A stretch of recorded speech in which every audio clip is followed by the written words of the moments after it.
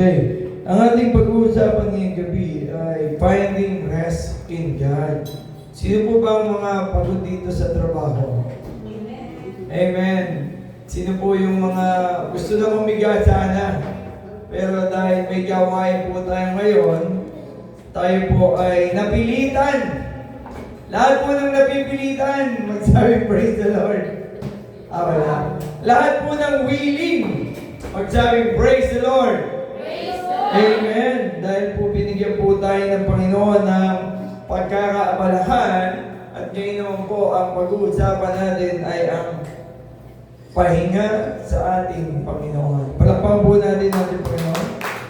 Sabihin mo, sa katabi mo, sa harap mo, sa likod mo, sa harap mo, ngayon magpapahinga ka sa piling ng Diyos.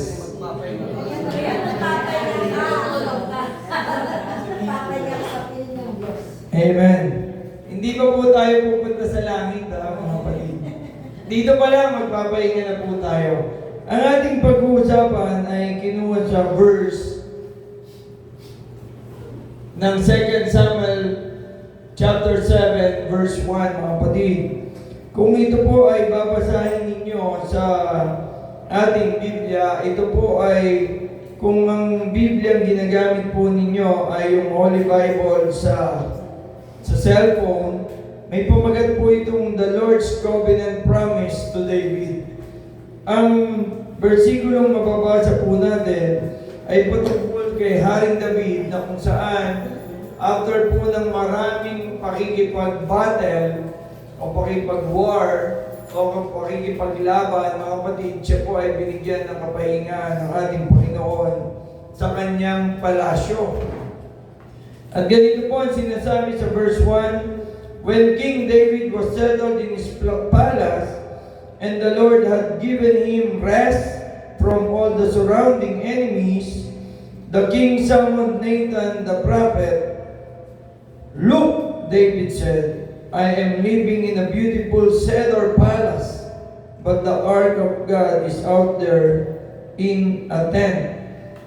Kung matatandaan po natin, mga kapatid, ang presensya ng Panginoon noong unang panahon ay bit-bit yung Ark of the Covenant. Kumbaga, bit-bit po ng mga nagdadala at inilalagay po sa isang tent o isang napakagandang lugar.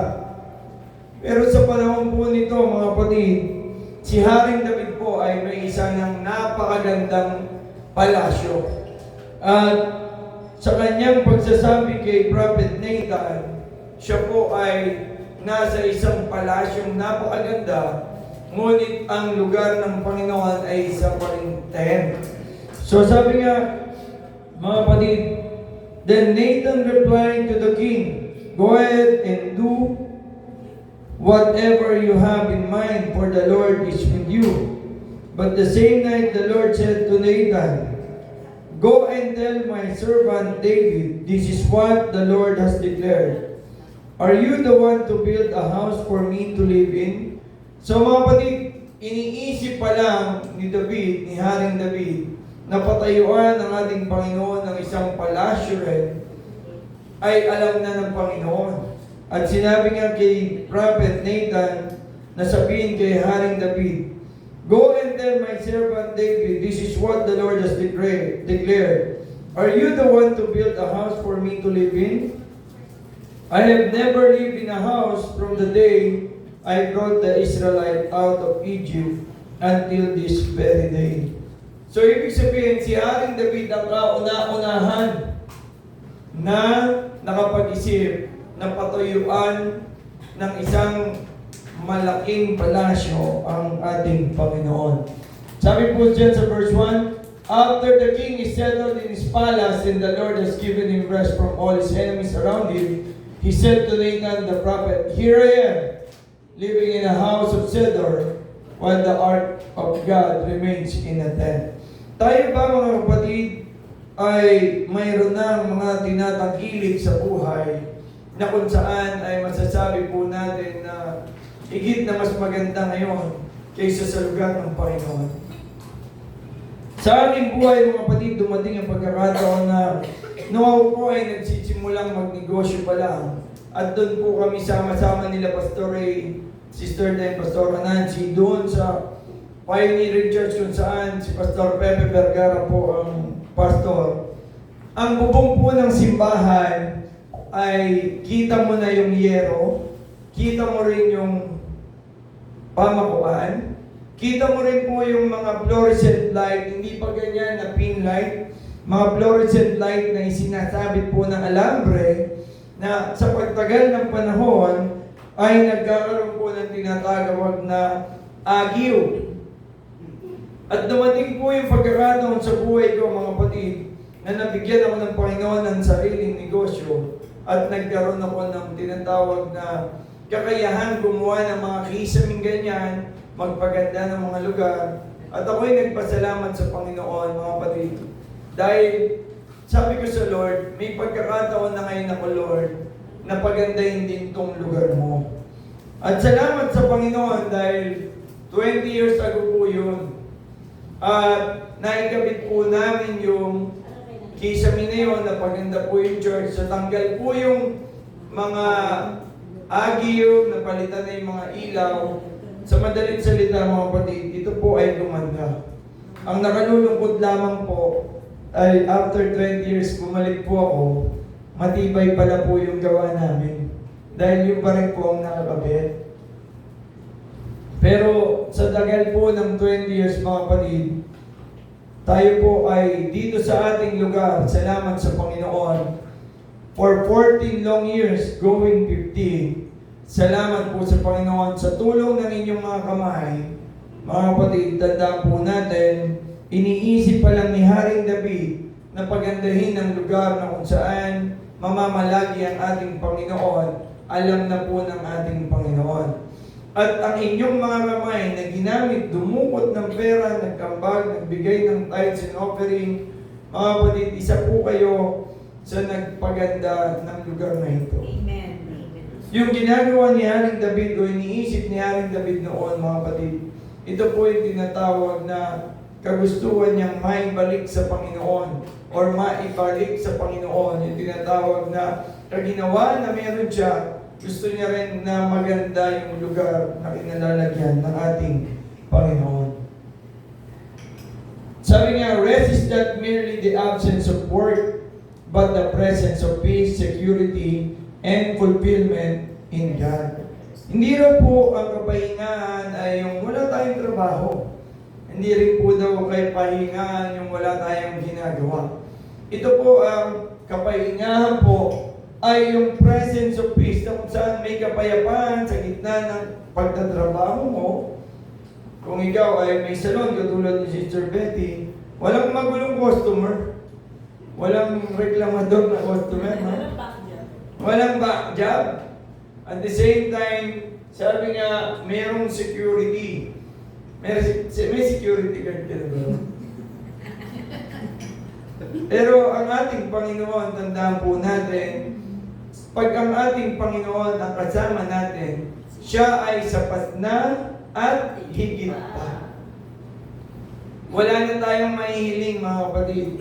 And fulfillment in God. Sabi nga, meron pong isang kwento na kung saan yung magkapatid, isa pong napakayaman yung isa, naka-Mercedes-Benz, naka-Amerikana pag pumapasok sa kanyang opisina, at yung kanyang kapatid ay nagtitinda lang ng prutas.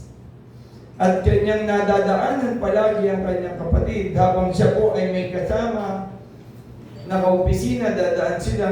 Ay yung kapatid ko, tingnan mo, hindi nagpaka dalubhasa. Kaya hanggang ngayon, ganun ang trabaho niya, nagtitinda lang siya ng prutas. Balik. Hanggang sa dumating yung pagkakataon na nakausap niya yung kapatid niya, huminto siya. Nakita niya yung kapatid niya, natutulog dun sa may gilid ng tindahan. Sabi ng kapatid niya, ano bang ginagawa mo? Sabi ng mayaman. Bakit? Tignan mo, kaya hindi gumanda na gusto yung buhay mo. Nagtitinda ka lang dyan sa gilid ng prutas. At ako, nakita mo, ang yaman ko. Ang ganda ng pag-aari ko, kung saan ako nakakarating. Lahat nagagawa ko. Ikaw, wala. Puro ka tulog. Sabi niya, bakit ba? Ano ba ginagawa mo? Para sa ba yung ginagawa mo?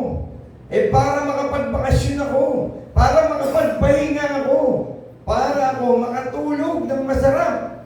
Ba't ano ba ginagawa ko? Di ba natutulog na ako? Yun po mga kapatid. Minsan nakala natin sa ating pagpapagal, sa ating pagpapagod, ay makakapagpahinga tayo susunod ng mga araw. Hinahamak natin yung nagpapahinga na.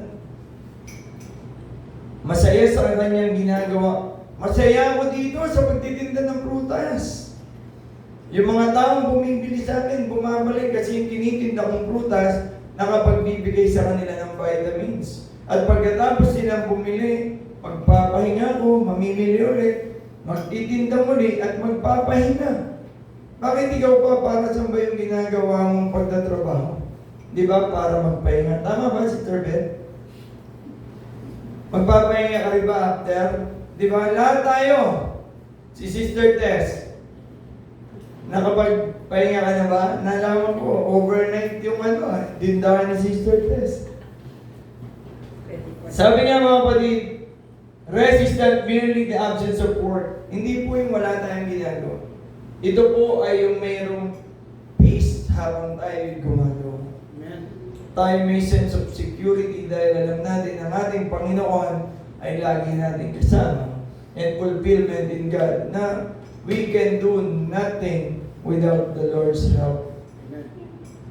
Hindi po natin kaya mga kapatid. Kahit pinakamatalino ka pa sa klase noon, kahit na pinakamayaman ka pa noon, tandaan mo kapatid, pag wala ka sa Panginoon, wala pang saysay. Lagi pong may bakante sa puso mo na hinahanap-hanap mo. Ito po yung mga supporting verse na kung saan magpapatibay pa na sa ating kapahingang hinahanap sa buhay natin, kung tayo nagninegosyo, nagtatrabaho, may kakulangan. Ito po yung mga supporting verse like Psalms 23:1, the Lord is my shepherd, I have all I need. Kung pagpapatuloy niyo pong basahin yan, mga kapatid, mababasa niyo po dyan, doon sa hanggang sa mga dulo-dulo, iba-ibang verses na sunod-sunod, papahintulutan ka pa maglakad ng Panginoon sa tinatawag na lugar na kung saan natin yung mga kaaway mo, pero hindi ka gagalawin. Dadaan ka rin sa lugar na kung saan delikado, pero iingatan ka ng Panginoon. So, lagi po natin tatandaan, kapatid. Kahit na magaling na tayo, mayaman na tayo, hindi, mayaman na ako, wala nang gagalaw sa akin, hindi na nila ako kayang galawin. Tandaan po natin, mga kapatid. Kung wala ang ating Panginoon, walang proteksyon ng Panginoon. Isang kanti lang sa iyo. Lahat ng pinaghirapan mo kahapon, ubos. Kaya wag po tayo mag-rely sa kayamanan na dala-dala po natin. Sabi sa Exodus 33:14, the Lord replied, I will personally go with you, Moses, and I will give you rest. Ito yung panahon na lumabas, lalabas na natin Panginoon ng mga Israelita sa lugar ng Ehipto. So, si Moses na ginamit ng ating Panginoon ay personal na sinabihan that I will be personally go with you and I will give you rest. So mga kapatid, tandaan po natin, ang ating pangarap sa buhay palagi ay magtagumpay. Ang ating pangarap sa buhay ay makapagpahinga. Bakit po ba tayo nagtatrabaho at nagpaparami ng pera?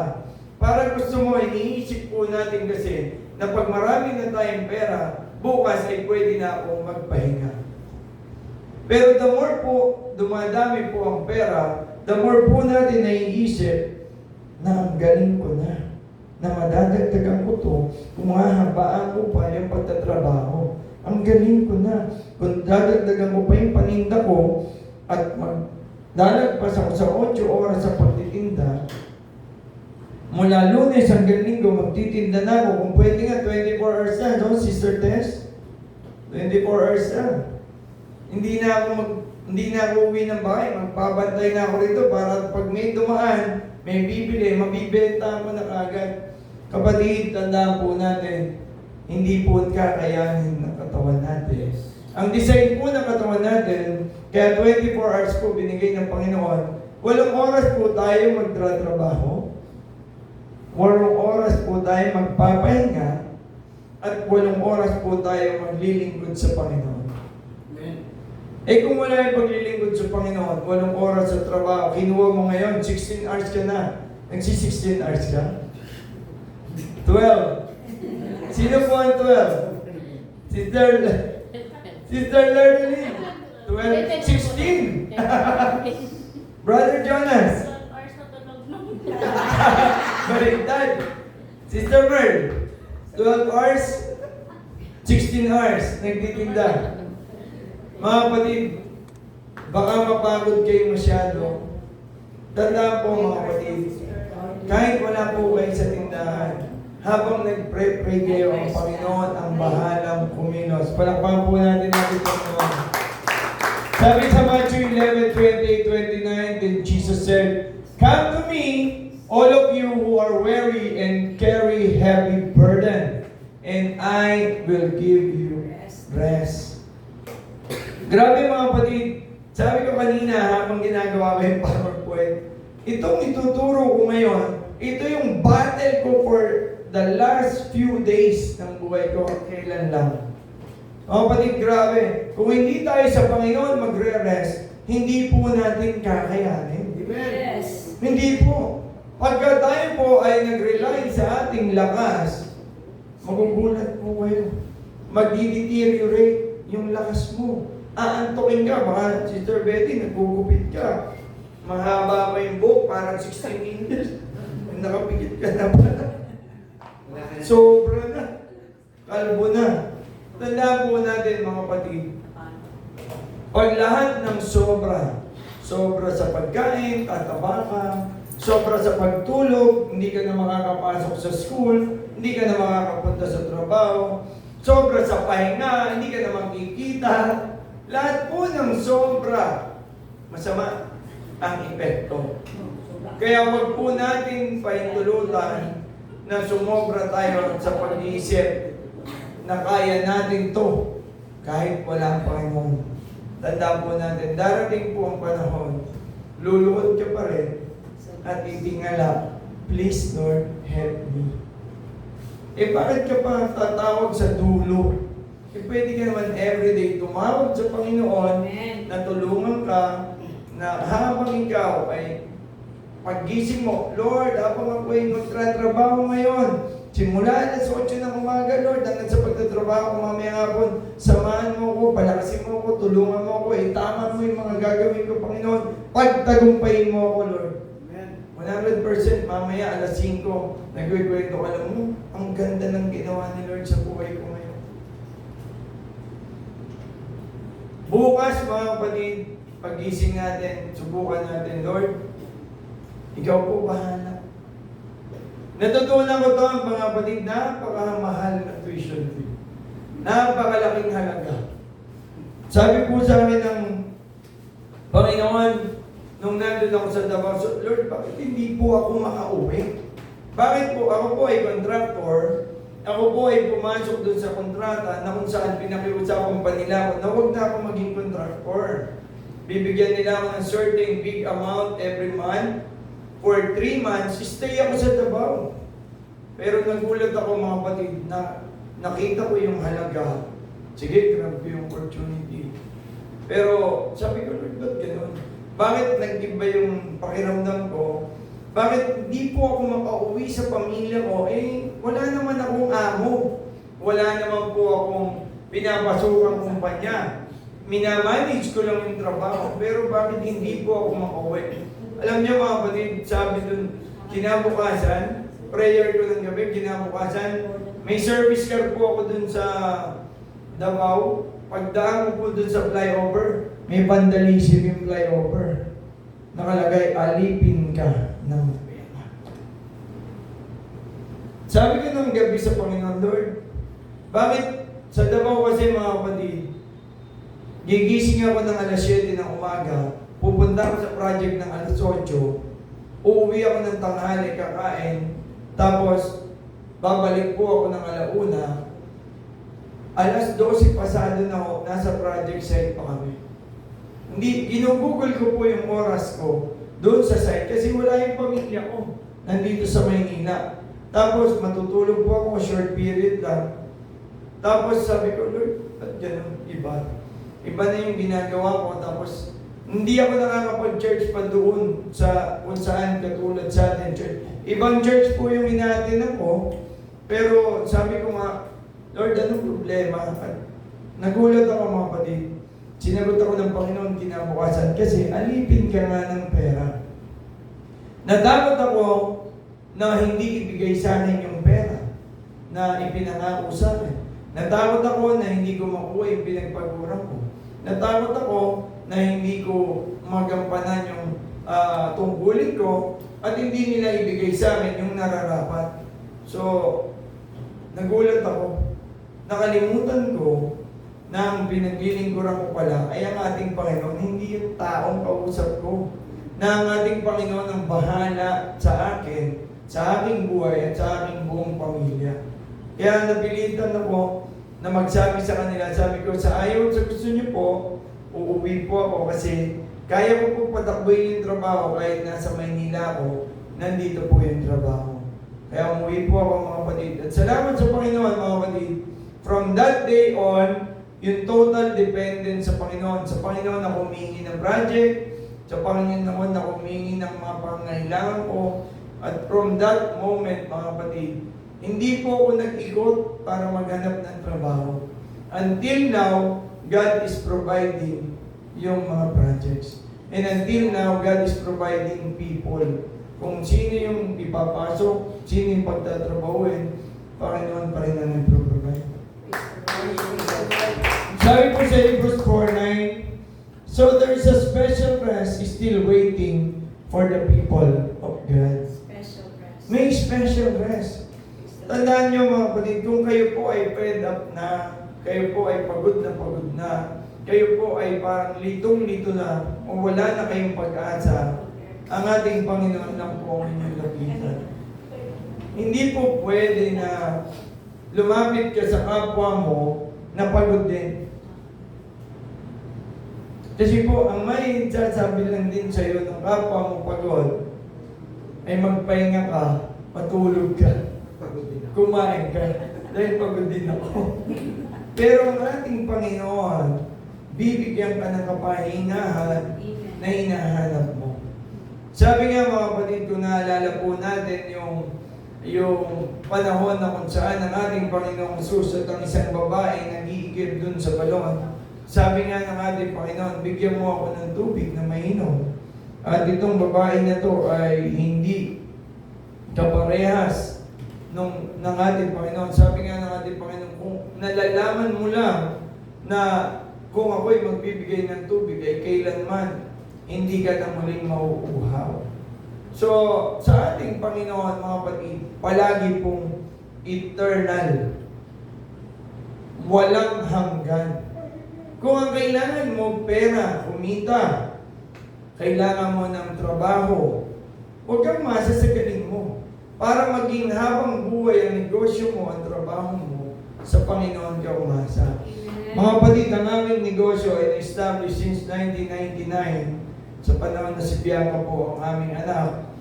Ako po ay hanggang ngayon, nagninegosyo pa rin po sa construction. Dumaan na rin po yung pandemic at salamat sa Panginoon, nasarpas din po yung pandemic. At syempre po, nung panahon ng pandemic, ay lahat po tayo nakastock. Pero salamat sa Panginoon dahil nung time ng pandemic, parang ang masasabi ko, nung time na ng pandemic, nakapagpahinga po ako. Marami pong tao ang masasabing nahirapan ng panahon na yun.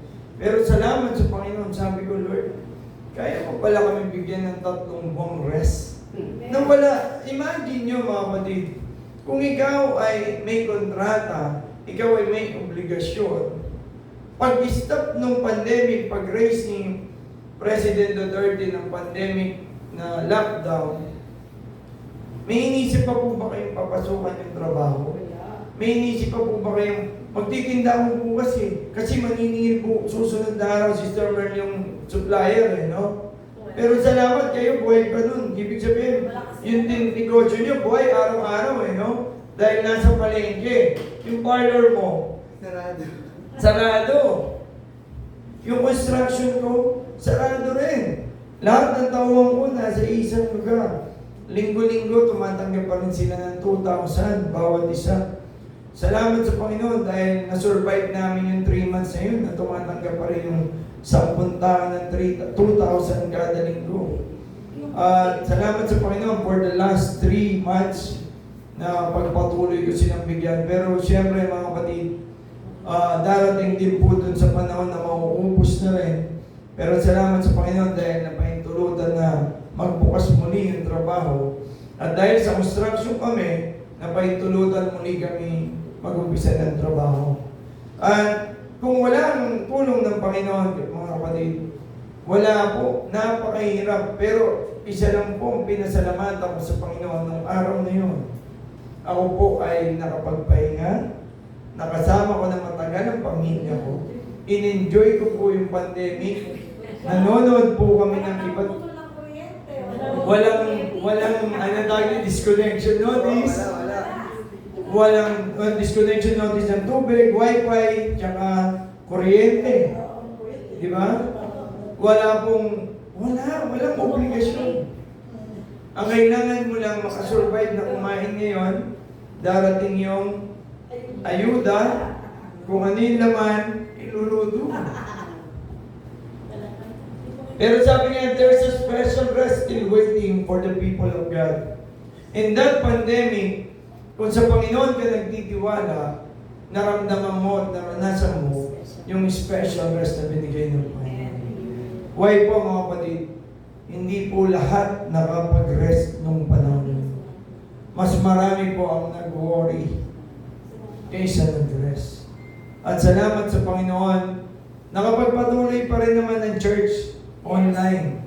Pero ganun pa rin mga kapatid, hindi po tayo iniwan ng Panginoon nung panahon. Salamat po sa Panginoon. Sabi nga, rest on every side. Number 1, understanding the promise of rest. Yung promise kasi ng rest, mga kapatid, hindi lang po yung makatulog ka ng 8 hours. Hindi lamang po yung makahiga ka, mahilapat mo yung likod mo, or makaupo ka ng maayos, at hindi ka nakakadama ng pagkapagod. Sabi nga, a rest that comes from God. Ito po yung napaka-importante. God's rest is a gift, not just a cessation from physical labor. Cessation means yung end or yung katapusan ng physical labor. But a deeper peace that comes from knowing His will and purpose. Hindi po yung paghiga, hindi po yung pagtulog, yung rest na matatanggap mong galing sa Panginoon. Kung hindi po yung alam mo sa sarili mo na create ka ng ating Panginoon for a very specific purpose. Yung purpose mo is to preach the Word of God, to make disciples. Tayo po bilang nakikinig ngayon, darating ang oras, darating ang araw, tayo naman po ang magsasalita. Kung si Sister Betty ay nagpapatotoo habang nagugupit, ginagampanan na niya yung gusto ng Panginoon. And that is resting in the Lord.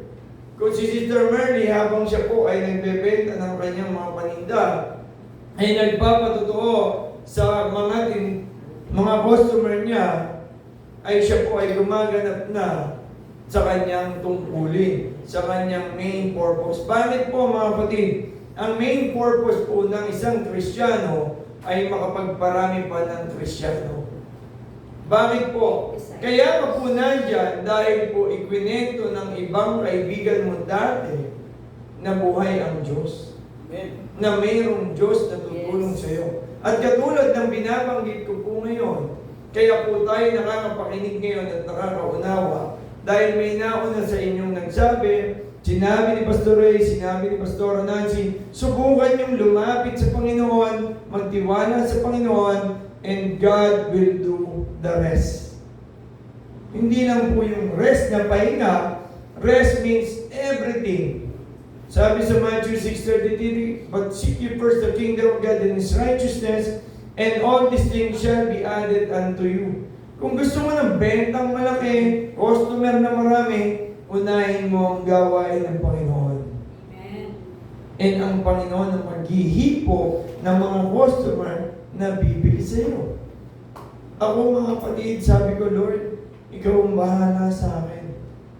Binigyan ako ng project ng ating Panginoon. Grabe. Simula December, nag-i-house ako, pero binigyan ako ng Panginoon December ng project. Binigyan ako ng down payment, di pinagawa yung project, ngayon pa lang namin umpisahan. Diba? Alam ng Panginoon, kailangan ko ng pera noong December, pinadala niya yung tao, pinagawa niya yung computation, binigyan ako ng pera, tapos after na magbigay yung pera, after 1 week, sabi niya, tigil mo na yan, sa January na tayo. Ano yun? Dahil ba magaling ako? Hindi po. Dahil inutusan niyo ng Panginoon, pumunta sa akin, kausapin ako, bigyan ako ng trabaho, bigyan ako ng pera, at after 1 week, patigil, sa January na tayo. Pero ngayon, March na. Lumaki na po yung trabaho ang gagawin. Dati isang palapag na, ngayon 3 na. Nakakagulat, pero plano pa lang mga kapatid. Pero ito po yung nakakatuwa. Nagbigay na siya ng pera noong December. Nabigyan na rin ako ng pahinga ng Panginoon. Bakit? Nung natanggap ko po yung down payment, buong December, pahinga na yung isip ko. Pahinga na yung puso ko, pahinga na yung katawan ko, sa pagpapagod, paghahabol, doon sa perang kailangan ko. Bakit po mga kapatid? Dahil po yun sa Panginoon. Kung uunahin po natin ang gawain ng Panginoon, ang Panginoon na po ang bahala sa atin. Sabi po sa letter B, spiritual rest is vital. May physical rest tayo, galing sa Panginoon. May spiritual rest din po tayo. We need a spiritual rest which is found in the assurance of salvation and peace and the peace of God that transcends all understanding. Sabi po sa Philippians 4:7. Mga kapatid, ang ating espiritu ay, sabi nga, they that worship the Lord in spirit shall worship Him in spirit and in truth. Ang ating Panginoon ay hindi po natin nakikita. Hindi po natin nakakasama. Pero ang ating Panginoon ay tunay na buhay. Naririnig ka niya, nakikita ka niya, at higit sa lahat, nababasa niya ang puso't isipan. At higit sa lahat, may isang puwang sa puso mo na siya lang ang kayang pumunod. Amen. Ano man ang hinahanap mong pagmamahal sa partner mo, sa kapatid mo, sa nanay mo, sa tatay mo, kayang punuin pa rin ng Panginoon. Mabigay man nila yon, pag wala ka sa Panginoon, kulang pa rin. Lagi po natin dadandaan, ang ating espiritu ay laging naglolo na makasama, makapiling ng ating Panginoon. And makukuha po natin yung spiritual rest through praise and worship. Through prayer. Sa ating pananalangin ay nakikipag-usap po tayo sa ating Panginoon. Hindi po katulad ng pakikipag-usap sa katabi natin na physically nakikita mo, bumubuo ang bibig, nababasa mo. Hindi po. Pero paano mo malalaman na ang Panginoon pala ay sumasagot sa iyo? Alam niyo po ba mga kapatid na ang Panginoon ang sumagot nung prayer niyo? Ang Panginoon, ako sinagot ako ni Lord. Bakit yung ibang tao? Bakit si Brother Chris, kaya niya sabihin, sinagot ni Lord yung prayer ko? Ikaw ba kapatid, kaya mo nang sabihin, sinagot ni Lord ang prayer ko? Pwede mo na rin bang ipagmalaki sa iba? Alam mo, sister, brother, yung prayer request ko, Panginoon, tunay na sinagot ng Panginoon. At salamat sa Panginoon, sinagot na niya. Eh kung paano sabihin, ako bumili niyan, diniwan ko lang dun sa inyo. O di sabihin mo, Lord, salamat, ginamit mo yung demonyo para magbayad nito. Di ba? Yung masamang ugali na tinetesting ka, dahil naririnig, may malakas bang mag-pray dito, mga kapatid? Huwag niyo pong gagawin mag-pray sa bintana, luluhod. Kapitbahay, mayaman, Lord, kailangan ko po ito, Lord. Padala niyo po ako, Lord. Hipuin niyo po sila, Lord. Para sabihin ng mayaman, padala mo nga yan doon. Akala niya, Panginoon sumasagot sa kanya. O susunod, baka mag-pray ka ulit, Lord, salamat, ginamit mo yung masamang tao. Huwag po rin gagawin niyo mga kapatid. Bakit po mga kapatid? Tandaan po natin, sa pananalangin natin sa Panginoon, dahil sa una nating kinausap ang Diyos, huwag po natin gagawin unahin si kaibigan 1, kaibigan 2, kaibigan 3, kaibigan 4, kaibigan 5. Pag wala ka ng kaibigan, tsaka mo lalapitan si Lord, Lord, ubus na po yung kaibigan ko eh. Pwede pa Lord, tulungan mo. Mas effective po ito. Lord, tulungan mo po ako kung sino man sa kaibigan ko lalapitan ko, gamitin mo sila. O di ba kapag paglapit mo pala kay kaibigan 1, eh tinulungan ka na. Hindi ka naabot kay 2. Hindi ka naabot kay 3. Tandaan po natin mga kapatid, ang ating Panginoon, makakausap natin palagi. Amen. Wala na nga pong ngayon, long distance school eh. Di ba, isang dial mo lang sa telepono, sa cellphone, nakakapunta ka na. Salamat sa Diyos, wala na tayong kailangan cellphone, SIM card, or anumang bagay na kailangan pa natin para lang makausap siya. Amen. Kahit saan ka pumunta, kahit saan nagtitinda ka, wala pang customer. Oh, what a mighty God we serve. Oh, wala pang customer. Sila Sister Betty, ito yung isang pwedeng gawin. Wala pa, andun lahat ang manggugupit niya. O, alam mo ba, sandali, kukunin ko yung Bible. Alam mo ba, ito yung sinabi ni Brother Chris kagabi. Pwede eh. Bakit? Share. Amen. Nandun ka na. Yun yung pagkakataon habang nag-aantay, malay mo, pagkatapos ng sharing ng Bible study, eto na, isang pamilya, magpapagupit po kasi kami. Kasi may ate ng kami bukas na. Hindi po natin na makaparada ng Diyos. Pero isa lang po ang sigurado, pabor sa iyo. Palaging pabor sa iyo ang gusto ng Panginoon. Yes. Sabi po sa letter C, rest for the weary. Lagi po nagbibigay ang Panginoon ng kapahingan pisikal sa lahat ng pagod. Jesus calls all who are weary and burdened to come to Him for rest, showing the true rest is found in Him alone. Alam niyo mga kapatid, I do believe na ang bawat isang narito dumanan sa tinatawag na di maganda, medyo maganda, at pinaka-pangit na sitwasyon ng buhay. And I do believe na lahat din ng tao, kaibigan, kapatid, nanay, tatay, boyfriend, girlfriend, asawa, kaibigan, iba-ibang kakilala, kahit hindi pa kakilala, nilapitan na natin. Pero tandaan po natin mga kapatid, the most effective way na masolve ang problema ay unahin nating lapitan ng Diyos. Kapag na po nating lapitan ng ating Panginoon, lahat po na magiging step mo ay guided na ng Panginoon. Pero kung muli mo siyang nakapag-tour na po ba kayo sa yung trekking? Halimbawa, nasa Sagada kayo, papanig kayong bundok. Di ba may tour guide? Yung tour guide po ba nasa likod? Wala po, di ba? Yung tour guide lagi pong nauuna. Nasa harapan. Bakit po? Para makita niyo po kung saan kayo tamang dumaan. Tama po ba? Hindi po siya nasa likod. Ipapakita niya sa inyo kung paano yung dapat hakbangan, hawakan, daanan, maingat na bumaba, maingat sa pagkakyat. Yung po ang tour guide. Wala po ako nakitang tour guide na nasa likuran na nahuhuli. Lagi po siyang nasa unahan. So ang ating Panginoon, kung uunahin natin at papahintulutan natin mauna ang Panginoon sa lahat ng ating dinaraanan, magkakamangin ka pa ba? Hindi na. Kasi nakatingin ka sa ating Panginoon. Pero isa lang ang sigurado ko, kapag nauna na ang ating Panginoon sa buhay natin, at tayo lumingon pa kung saan-saan, ang ganda nito. 100% pwede ka pa rin mawala sa direksyon. Why? Kasi andun na sa harapan mo ang Diyos kung saan-saan ka pa tumitingin. So, kung ikaw ay pagod, mga kapatid, lumapit ka sa Panginoon.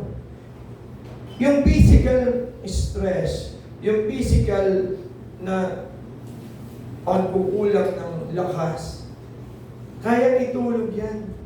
Pero ang hindi natin kaya, yung psychological, emotional, hindi kaya eh.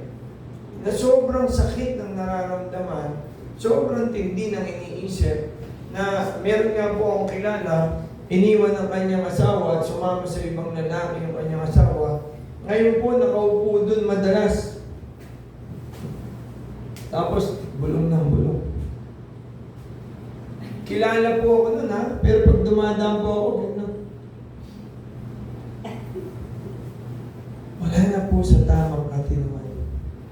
Bata pa po sa amin, mga 30 plus na. Wala na po, sa sobrang katinuan, sa sobrang dinamdam yung nangyayari sa buhay niya. Kapatid, hindi kumain, yung kung anong ininom, hindi pa natulog. Grabe. Sinubukan ko pang matulungan, pero wala eh. Lumayo na. Tapos nagulat ako pagbalik dyan, iba na. So, lumala na po mga kapatid. At nakakaawa mga kapatid. Kung tayo man mga kapatid, mayroong nararamdamang gano'n, ang Diyos lang po mga pagbibigay ng kapahinga. Sa Panginoon lang natin yan matatagpuan. Sabi nga, rest from spiritual striving. The Israelites were promised rest when they trusted in God. We too must rest in His finished work. Mga kapatid, most of the time, spiritual striving is yung masyado tayo nagpapagod, pinipilit nating abutin yung mga bagay na hindi pala natin kaya. Pero tandaan po natin mga kapatid, sa Panginoon wala pong imposible. Amen. Sa Panginoon, mapanegosyo mo yan, mapaanak mo yan, mapakapatid mo yan, mapaasawa mo yan, mapatrabaho mo yan. Wala pong imposibleng ayusin ng Panginoon. Yes, amen. At higit sa lahat, wala pong imposibleng bigyan ka ng tagumpay ng ating Panginoon. Amen. Hindi po bigyan Diyos. Hindi po bulan. Baka iniisip po natin, hindi po ako nakikita ni Lord eh. Kasi bakit yung katabi ko, tingnan mo yung katabi mo, bakit yung katabi ko na lang lagi ang pinagpapala niya? Bakit yung katabi ko na lang palagi ang binibigyan niya ng kapahingahan? Ako laging pagod.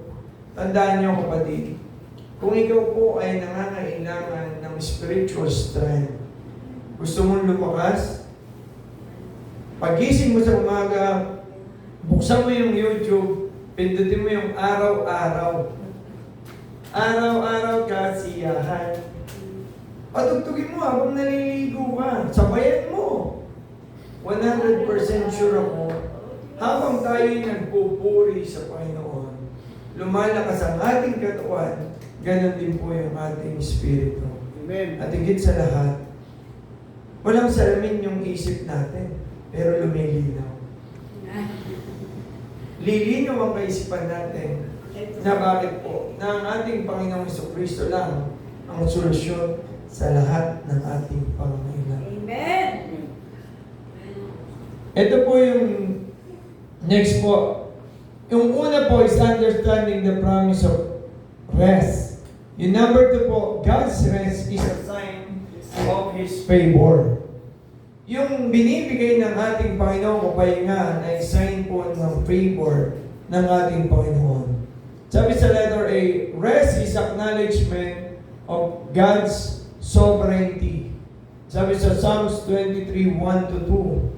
Basahin ko po mga kapatid. Grabe mga kapatid, ang ating Panginoon, wala pong inisip sa atin kundi magkaroon ng tinatawag na tagumpay.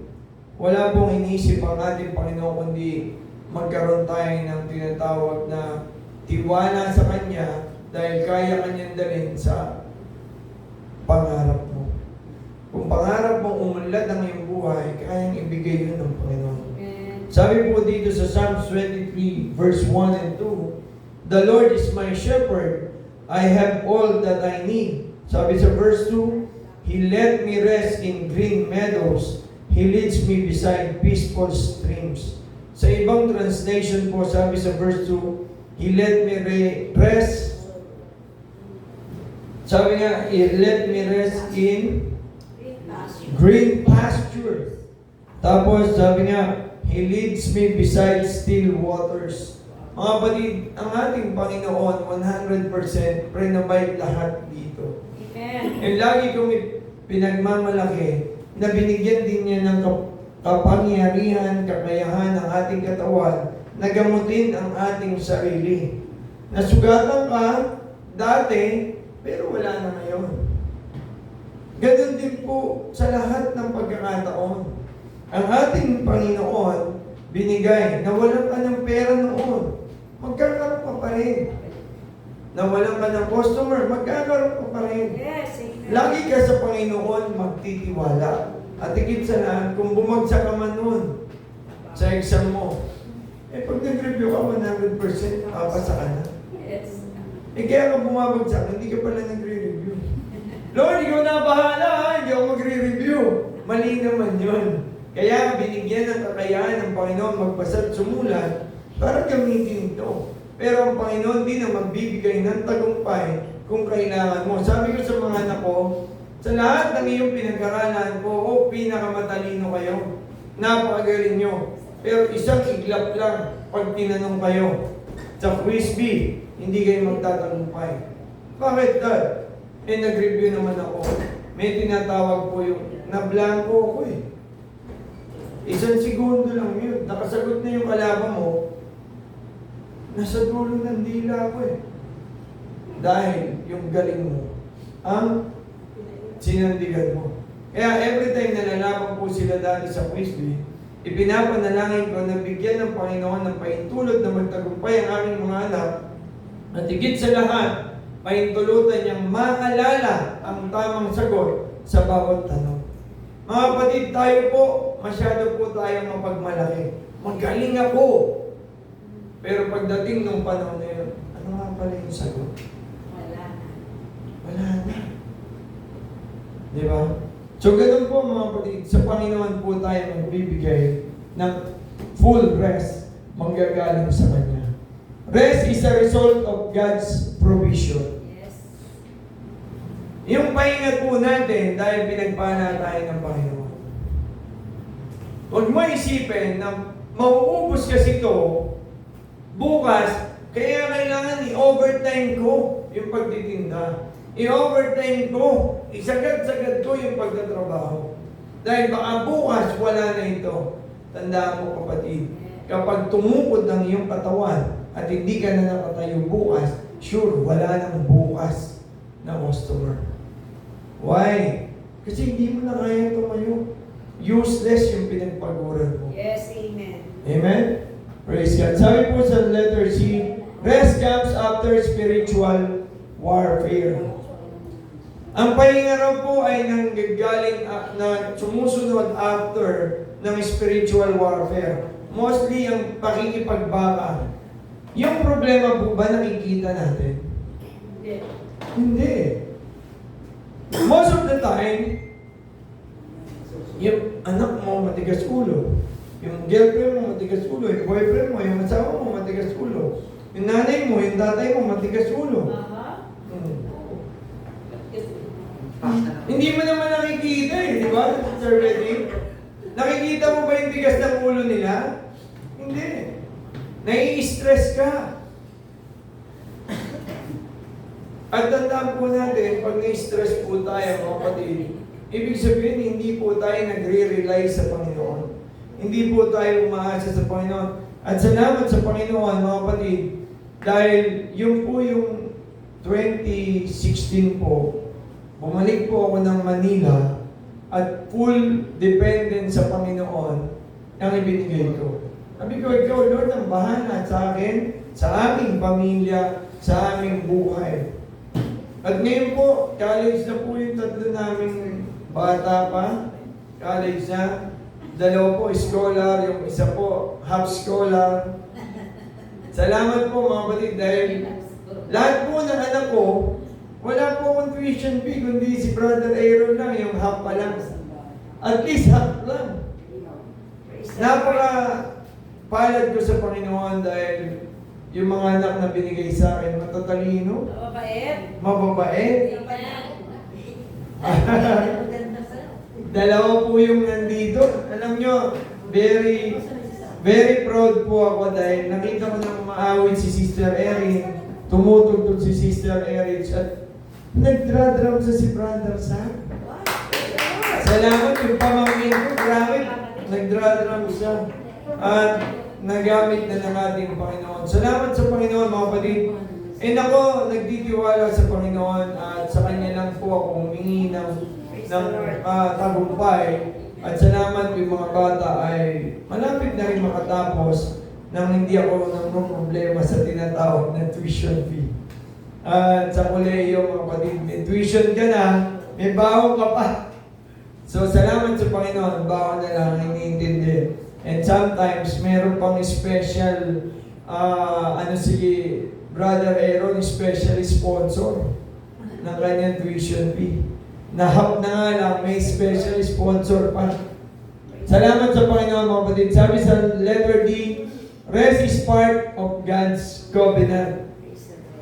Ang ating Panginoon, mga kapatid, ay tayo at ang ating Panginoon ay may covenant. At ang covenant sa atin ng Panginoon palagi, mga kapatid, ay hindi po para sa Kanya. Ang ugnayan, ang pangako, ang gusto ng Panginoon ay palagi para sa atin. Pero ito lang po yung gusto ko pong ipaalala sa inyo, mga kapatid. Kahit wala ka po dyan sa upuan mo ngayon, ang church na ito ay magpapatuloy dahil sa Panginoon. Ang pag-upo mo dyan sa upuan na yan upang makinig ng salita, upang pumalakpak, magpuri, manalangin, ay benepisyo para sa iyo. Ikaw po, kapatid, ang nagbebenepisyo sa paglilingkod sa Panginoon. Amen. Kung tayo po ay isang trabahador, magbibenepisyo po yung amo natin sa ating pagpasok sa trabaho dahil may magagawa po tayo. At meron kang konting benepisyo dahil sasahuran ka. Pero kapatid, wala ka man dyan sa upuan na yan.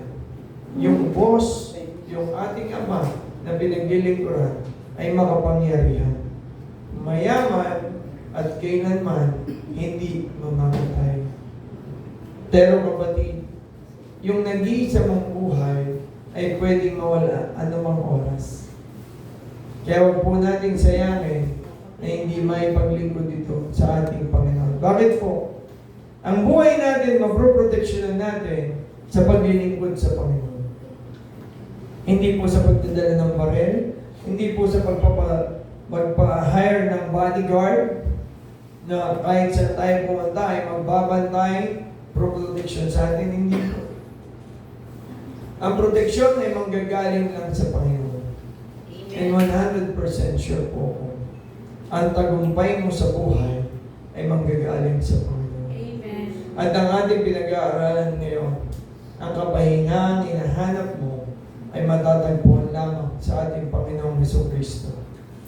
Kaya kung hindi mo pa man tinatanggap ng buo ang ating Panginoon bilang Diyos at tagapagligtas mo, ngayon yung tamang oras.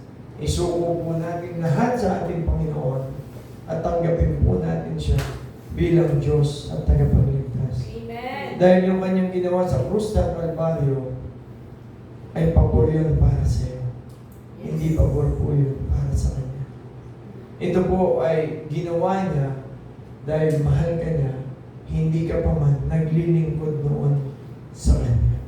So huwag po natin kalimutan, mga kapatid, kung tayo po ay naghanap ng tunay na kapahingahan, ito po ay matatagpuan lang natin sa ating Panginoon Jesucristo. Marami po salamat. God bless us all.